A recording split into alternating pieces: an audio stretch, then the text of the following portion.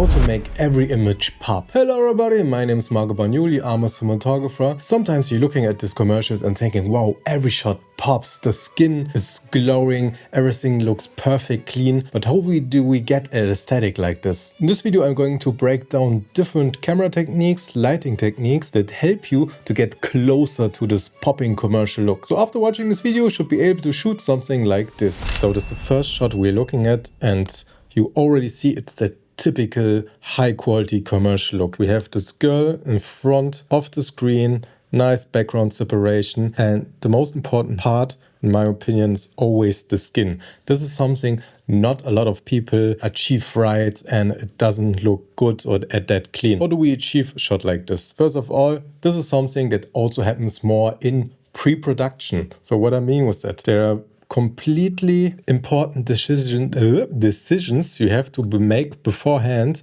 to achieve this look. One thing is your location. Then the next thing is your actor. The second thing is the outfits of your actor. All these things combined help you to get this popping look. What I mean with that, most of the time in these commercials, the location is more spectacular, more colors, and that's the most important thing. You need more colors. You have curtains that are not just white or black. Your sofa has a different color. I'll show you a different image from the commercial. Here, when you look at a bathroom like this, and normal people, everyone would say, man, that's ugly, this pinkish tiles and this flowers on the wall, then this pinkish toilet. This, you have to think always different. Real life and what you show in a commercial are two different things. Commercials are there to catch the view of the audience. So everything that is more vibrant, colorful, gets more attention and is more interesting for the camera sensor. So back to this image. When you light a shot like this, it's important to get the right fill ratios and the right art of separation in your image. What I mean with that, your skin is in these types of commercial the most important thing. So your exposure on level always in this area. I drop you false color on your image. You can clearly better see where the area is. This is the area when a commercial like this, you keep it the whole video through it. Even though you have darker scenes, your skin should always be on this level. When I mean always be, that's a rule you can have, but there's clearly always do what you want. When the next thing your gut says, make it darker, make it darker. Don't let ever tell you somebody that are fixed rules, because that will ruin your cinematography. So take everything when I say there's a rule, you should do it throughout the whole video. It's just a guideline. That doesn't mean that's the best way to do it. So then your background should always be darker than your main subject. And this is something you go through the whole video. And this is the reason most of the time every exposure is pretty similar. When you have a bright location, the background is bright, everything, the foreground is bright, then your actor is bright. But to get this nice popping separation, drop the exposure on the background a little bit. And nowadays, we have DaVinci Resolve. You can do a perfectly fine mask with depth map, separates your actor from it, and just drop the exposure on the background so that our view and our focus leans more towards that girl. So next thing, lighting. Lighting always work, I told you many times before, work with your surroundings. Where is the light actually coming from? This image tells us, okay, the audience can see, here's a window, so this should the way to go. And always, it's a nice tip for me, I think most of the time, to get a most realistic result. Try to work with diffusions that are similar size, the feeling you want to get. When you want that, I'm close to the window look, try to create a bit bigger or similar size butterfly frame, or just the diffusion grid cloth, half grid cloth or something like this to create a similar feeling. Then power. Most of the time when you're working even in daylight and you have to overshoot the background, so you can put your camera down, set the exposure you want where the background should be, put your actor in, and then when your character is dark, you need the perfect power of it, and more power is most of the time better. HMIs have also a more less clinical look than LED with the newer apertures, 1200X, I think, the new Storm series. I've worked recently in a few projects with them, and I can already see that the skin, and when you use it at daylight, looks a lot better. But for nowadays, most of the time, HMIs are the way to go. So M18, M14, blah, blah, blah. But don't let you fool by it. It's just a tick better.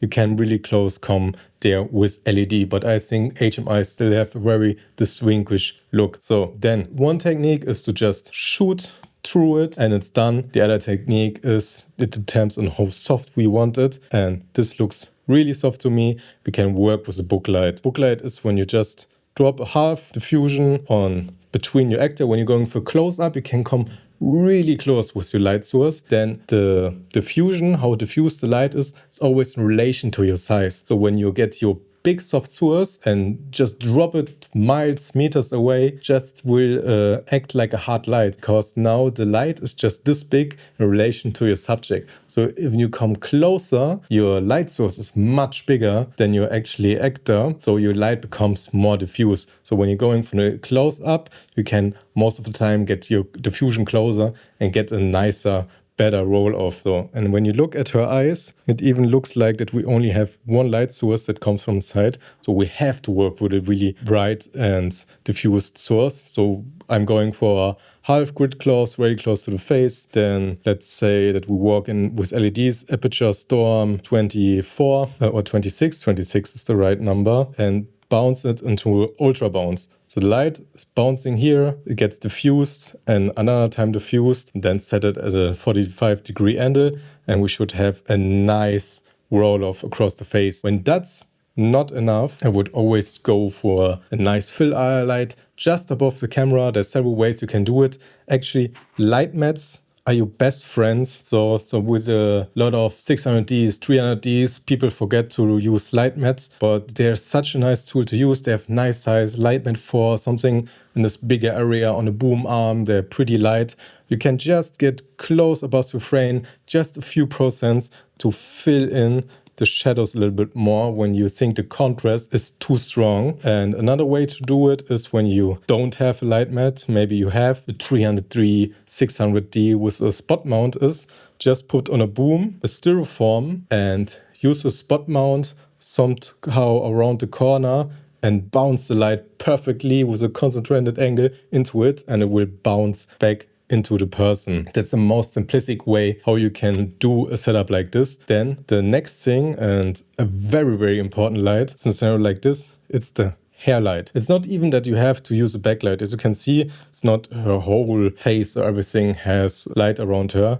The thing is that they do is simply, again, a light mat 4 or something like this. Their Godox variation 400R or something like this. Also very good light, very nice big source. And then on a warmer color temperature, so you can get a little bit more contrast when your skin is perfectly on 5.5 or 6000, or depends how you want to have it. Make the backlight always a little bit warmer, even though it's not realistic. So you get this nice color separation in the hair and lets everything pop a little bit more. Then sometimes the next thing you can do is a little kicker. A kicker is maybe a smaller light bank again to get a little bit more separation and three-dimensional feeling in the face, so that you have a big soft source and then a little bit harder source to create another layer of light. Could be possible that they've done it here, but don't have to. It's something that you can do to get a more three-dimensional, more power popping image. But like I said before, this is a little extra. Even though when we can see in the light, this looks like we have two smaller light sources. Maybe there was a kicker that they used. So this is the most base thing how you can do a scenario like this, but it always depends on the location. Sometimes there's a possibility that you have to put an ultra bounce on the whole other side of the room and bounce a lot of ambience in, fill in all the shadows in the room, because you have to drop, when you want to keep the dynamic range, you have to draw so much more light in there so that it's not just everything black. Also, your best friend is also your devant you. I don't know the name in English. It's negative fill, just black fabric on the other side, so then you can get this little contrast when the other side of the room, the wall is pretty close and you don't want that bounce to come back. Just flag it away so that we get this nice contrast in our face. So like I said before, then you have to use bigger sources, more build a whole corner of diffusions around here to get this nice big soft wrap and this popping look. But like I said before, it depends on the time of the day, the location you are in, how big is the space. So in this big commercials, there are a lot of ways to make everything more difficult and complicated, and it was probably a shot like this, but I will give you the basic way you have to think about it, and then you have to build on top of that. Okay, then you learn, okay, I need more power here, I need more lights here, maybe the wrap, the softness is not right for me, maybe I need just a quarter or an eighth of a diffusion, and this is giving me a little bit more pop, because when you diffuse too much, everything starts really flat and it's not that poppy. Here we're going back to this bathroom scene, and here quick rundown how they probably done it. Like I said before, in a bathroom it's a very tight space, so the lights that we can use are limited. Maybe this is a studio and the whole location is fake, is possible, so you have a lot more opportunities when the set stops here and we can just put lights up there. It's much more easy, but in our world probably not. So we think how we would do it in a normal location. You place your camera and set your lighting rules again. So what are the lighting rules? We have here a window, we have here the mirror and two practicals. We want this very clean, neutral look. So the light source should be this, and somewhere here, as you can see, should be a light. Sometimes there are often a light above an image, so we don't overthink where the light is coming from, because normally this wouldn't make any sense. But because it comes somewhere from the top, normal people would think, light comes from the ceiling, so it's right. But in this scenario, it's pretty much easy. When you're in a small location like this, you can put a cat pole or wall breaker, which is just a long pipe where you can fix it on the ceiling, and then you can mount with clamps your Godox 400 Aputure F22X with a grid and just give the actor a kick from above. The bigger the source in a location like this, it's better. As you can see, here's a lot of ambience in the room, and the ambience have to come from somewhere. Normally, they would build, when it's a set, a big softbox on the ceiling with a few sky panels and just shoot down. And now you can control how dark or bright the room is. And then with your Godox or Aputure carpet light, you control the exposure on her. As you can see, it comes a little bit from the back because the light is stopping here, but also on top. So it's a mixture of a top light and light that's basically just close in front of her, fill in those shadows and give her face a little bit of shape. And then again, when it's a very tight location, normally you would black out the whole side of the room, because bathrooms are tight, there's not a lot of space, so the light is bouncing everywhere, and that's not something we want. So we black everything out. As you can see, actually, we can clearly see here a texture of a butterfly frame when you're in a situation like this and you want to really focus everything on the actor.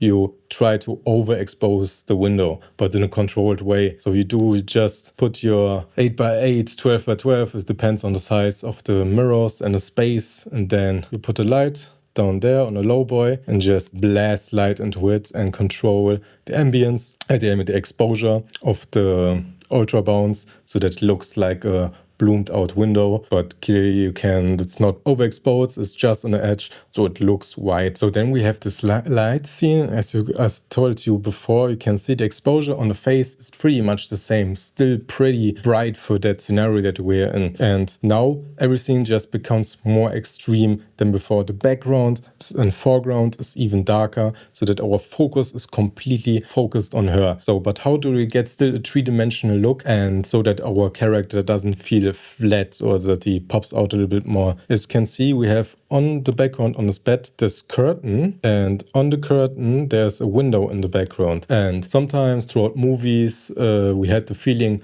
moonlight is blue, but when you look outside, actually it's not even closed, but it feels very cold, so we think blue is cold, so blue is the moonlight. So they put just a light in the background outside on a small percentage, so that the curtain just adapts the blue light, and so you don't need an edge light. Sometimes you'd only have to put your subject in front of a brighter background, so the separation just starts. Even we have here now warmer skin tones than before. So we don't have just the color separation, the brightness saturation. Now we have even a color separation, classical orange teal, and that helps that the object pops out of the frame. Then as a little extra, a nice little practical, also with a warm light in the corner, helps because it tells us, okay, here's a warm light, so it's possible that somewhere from this direction is also warm light. So this light doesn't feel fake. So if you enjoyed this video, I really would appreciate subscription from you. My name is Marco Bagnoli and I'll see you next time.